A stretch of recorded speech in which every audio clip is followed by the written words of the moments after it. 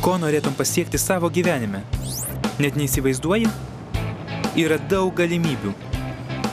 Taip, iš ties pirmasis žingsnis nuo mokyklos ar koledžo iki darbo pasaulio yra sudėtingas. Tiesiog turi žinoti, kur ir kaip ieškoti, kad galėtum sėkmingai startuoti. Galbūt tu kaip Peter. Kokia jo istorija? Jam buvo 16, kai jis pradėjo ieškoti darbo savo šalyje. Jam labiausiai reikėjo informacijos, konsultacijų, profesinio rengimo galimybių ir galimybių susipažinti su darbdaviais. Privačios įdarbinimo agentūros ir viešosios užimtumo tarnybos VUT jam buvo tinkamas pasirinkimas. Iš tiesų, viešosios užimtumo tarnybos yra tikrai naudingos, jei ieškote pagalbos internetu, telefonu arba gyvai įstaigose. Nes jų tinklas sudaro daugiau nei 5000 biurų 31 Europos šalyje. Be to, jie taip pat turi Jures konsultantų komandą, kuri gali padėti, jei norite dirbti kitoje ES šalyje.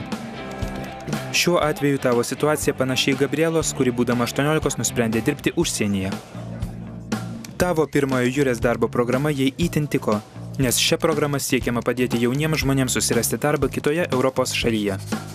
Jie siekiama nustatyti tinkamiausius darbo ieškančius kandidatus į laisvas darbo vietas įmonėse kitose šalyse, padėti užpildyti paraiškas, konsultuoti pokalbio ir darbo klausimais ir taip toliau. Programa gali netgi finansuoti kelionę į pokalbį dėl darbo arba išvykimą dirbti į užsienį. O gal mintis apie vergavimą kažkam visą gyvenimą tau tiesiog nepriimtina? Tuomet tu kaip Sara, kuri jau būdama 17 metų, norėjo tapti verslininke ir jau turėjo keletą puikių savo verslo idėjų. Tačiau pirmiausia, prieš steigdama savo įmonę, ji norėjo įgyti tam tikrų įgūdžių ir darbo patirties dirbdama MVI, mažoje ir vidutinėje įmonėje.